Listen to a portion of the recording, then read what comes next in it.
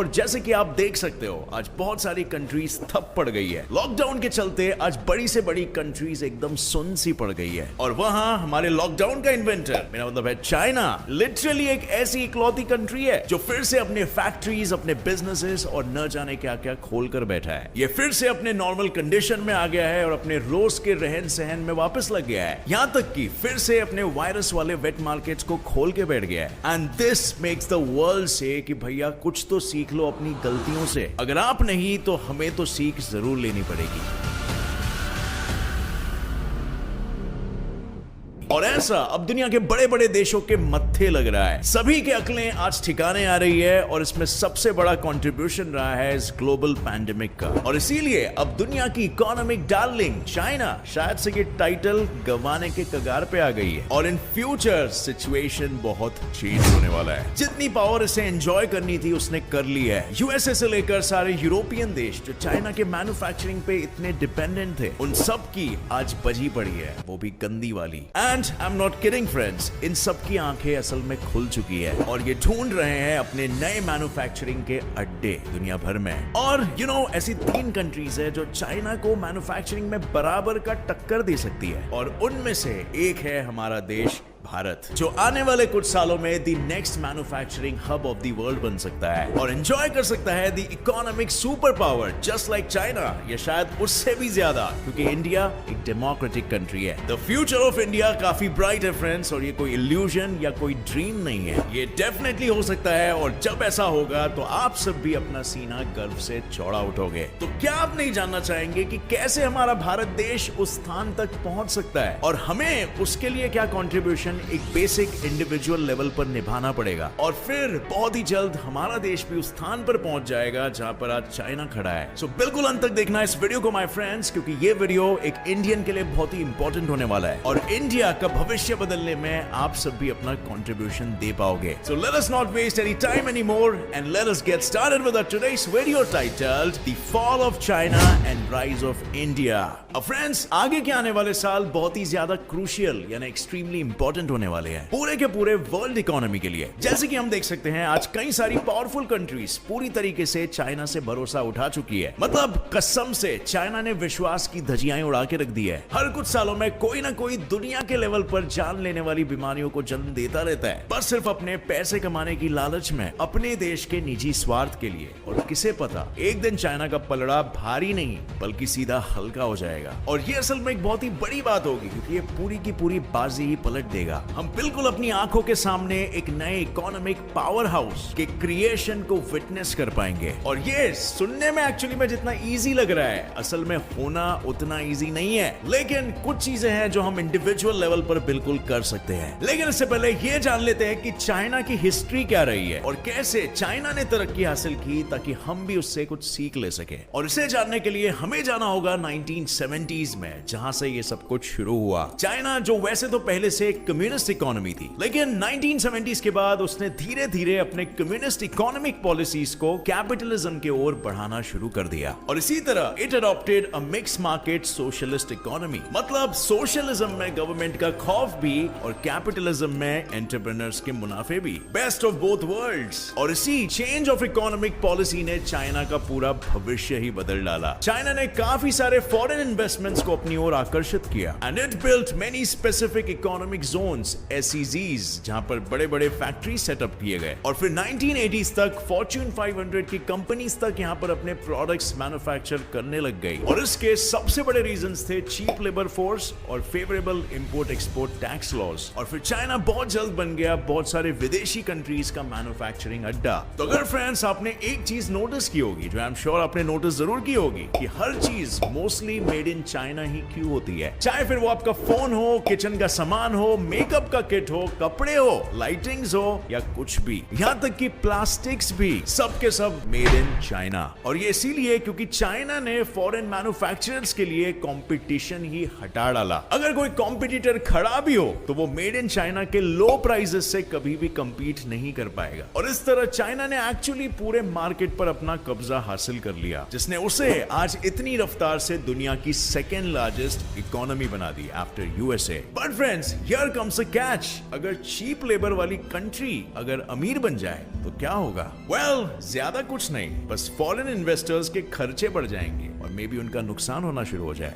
And इसका best example है China, जहां पर 1990s में एवरेज वेज $150 पर ईयर था और आज 2020 में $13,500 हो गया है। Can you calculate the percentage increase? Well, to make your life easier, वो परसेंटेज है 8,900%। वेल, 8,900% कितना ज्यादा होता है, और अब हमारे फॉरेन इन्वेस्टर्स और कुछ नहीं बल्कि अपने आंसू पोंछ रहे हैं। और इसके साथ साथ चाइना एक्चुअली में काफी पंगों में भी फंस गया है with western countries, especially USA and with India too, क्योंकि चाइना की चीजों में उंगली करने की आदत अब तक नहीं गई है। और इन सभी रीजंस के कारण चाइना का मैन्युफैक्चरिंग भी पिछले कुछ सालों में थोड़ा सा स्लो हो गया है। और जैसे ही चाइना का मैन्युफैक्चरिंग स्लो हो ही रहा था, here we have another pandemic. China के लॉकडाउन ने एक्चुअली पावरफुल कंट्रीज में अफरा तफरी मचा दी, because they were heavily dependent on China's products. इतने ज्यादा डिपेंडेंट थे कि उन्हें एसेंशियल आइटम्स की भी कमी पड़ गई। और तो और इतने पावरफुल कंट्रीज के पास कोई और बैकअप प्लान भी नहीं था। मतलब एक तरह से चाइना ने तो बैठे बैठे ही अपना आतंक पूरे दुनिया में फैला डाला, और फिर तभी जाके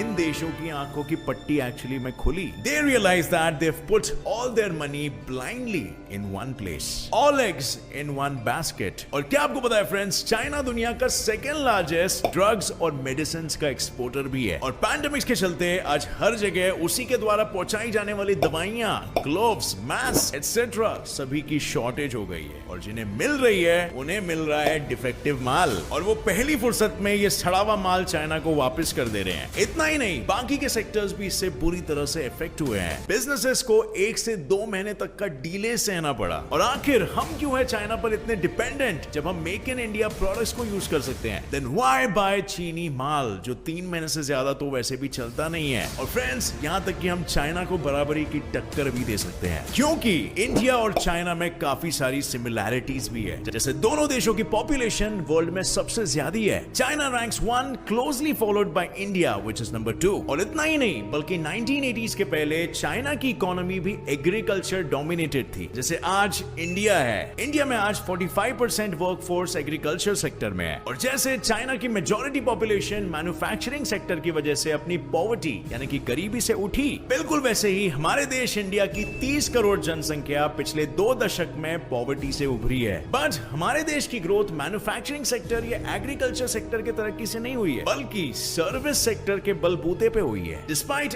agriculture being the backbone of Indian economy, हमारी सर्विस सेक्टर ने एक्चुअली में बाजी मार ली है। सर्विसेज जैसे banking, information technology, retail service etcetera ने तेजी से इंडिया के ग्रोथ में कंट्रीब्यूट किया है। इनफैक्ट इंडिया आज सेकेंड लार्जेस्ट सेलफोन मैन्युफैक्चरर है in the entire world after China, जो कि एक बहुत बड़ी बात है। मेक इन इंडिया के चलते 2014 में सिर्फ 3 मैन्युफैक्चरिंग यूनिट्स खोले गए थे, और आज 268 से भी ज्यादा मैन्युफैक्चरिंग और एलाइड मैन्युफैक्चरिंग यूनिट्स इंडिया ने खोले हैं। 82% mobile phones used in India are actually made in India. Freaking amazing, right? Smartphone companies जैसे Apple, BlackBerry, Nokia, Samsung, Sony, Lava etcetera जैसे बड़ी बड़ी कंपनीज आज इंडिया को अपना मैन्युफैक्चरिंग अड्डा बना चुकी है। और ये सब इसीलिए हुआ क्योंकि हमारा देश इंडिया पूरे दुनिया भर में सबसे लार्ज वर्कफोर्स प्रोवाइड करता ही है, बल्कि यहाँ पर यूथ्स भी ज्यादा है, और हम चाइना के लो लेबर कॉस्ट को भी मात दे देते हैं। जहाँ आज इंडिया में एक एवरेज मैन्युफैक्चरिंग लेबर $5 कमाता है, वहीं पर चाइनीज लेबर दिन के $28 कमाता है। तो अब इसीलिए अब कंपनीज चाइना को छोड़कर इंडिया के पास ज्यादा अट्रैक्ट होगी। And don't get me wrong your friends, India का लेबर कॉस्ट आज लो है, लेकिन यहाँ पर जब एम्प्लॉयमेंट आएगा, यहाँ पे कंपनीज आएगी, तो ही तो इंडिया की स्टैंडर्ड ऑफ लिविंग बढ़ेगी, which is a good sign. Indians की स्किल लेबर फोर्स और उनकी अंग्रेजी भाषा की अच्छी अंडरस्टैंडिंग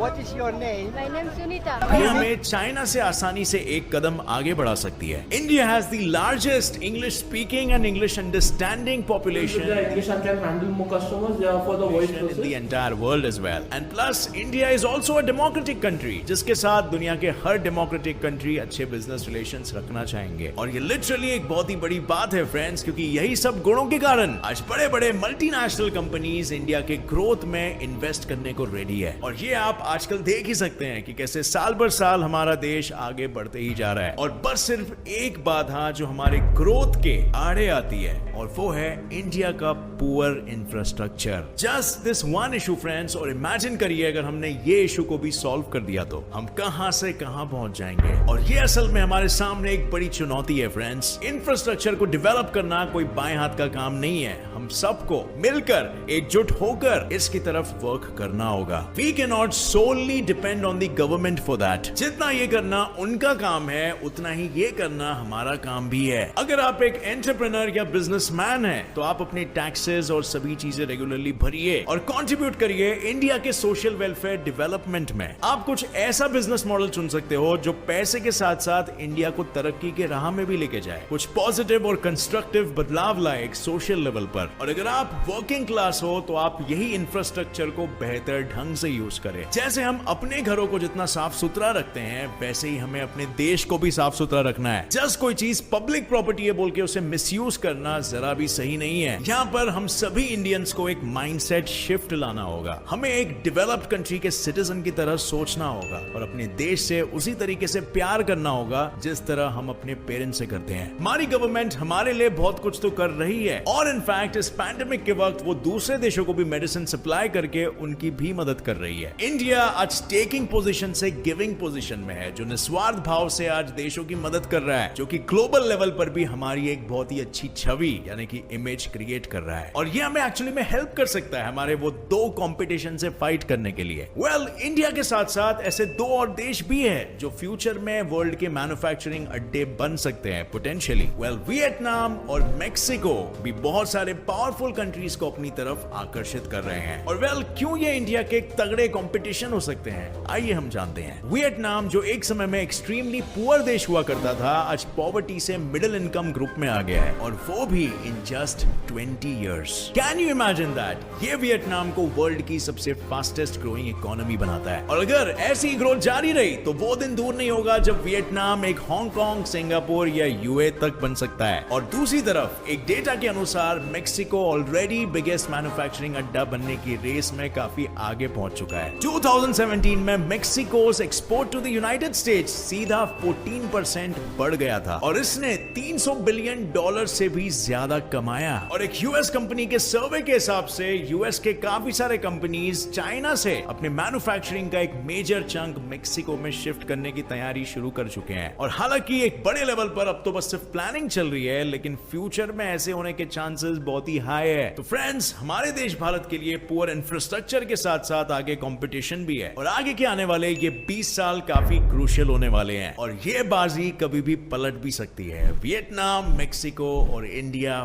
फुल स्विंग में बैटल ग्राउंड में उतर चुके हैं, और अब आगे बस सिर्फ ये देखना है कि कौन जीतता है और कौन चाइना को बराबरी का टक्कर दे सकता है। मैंने आपको चाइना और इंडिया में काफी सिमिलरिटीज बताई है। हम हर तरह से चाइना तक पहुंच सकते हैं, बस सिर्फ हमें किस चीज की जरूरत है, तो वो है एक एक्स फैक्टर की। इमेजिन करो अगर 1.3 बिलियन इंडियंस जी जान लगा दे एकजुट होकर अपने देश की ग्रोथ एंड डेवलपमेंट में, तो कोई भी हमें एक सुपर पावर और एक अच्छा रोल मॉडल बनने से नहीं रोक सकता। If we all stand together we can overcome any struggle. With that said friends, आज के वीडियो के लिए बस इतना ही। अगर आपको ये वीडियो पसंद आया तो एक लाइक जरूर ठोकना, मेरे चैनल को सब्सक्राइब करिए और दबाइए नीचे दिया गया बेल आइकन, ताकि आगे आने वाली कोई भी नई वीडियो की अपडेट आप मिस ना कर सके। और अब फ्रेंड्स, आपको क्या लगता है कि हमारा एक इंडिविजुअल लेवल पर क्या कंट्रीब्यूशन होना चाहिए हमारे देश को तरक्की के राह में ले जाने के लिए? नीचे कमेंट करके शेयर करना सभी फैमिली मेंबर्स के साथ। मिलेंगे बहुत जल्द in another exciting video full of facts and knowledge, and till then keep watching, keep learning.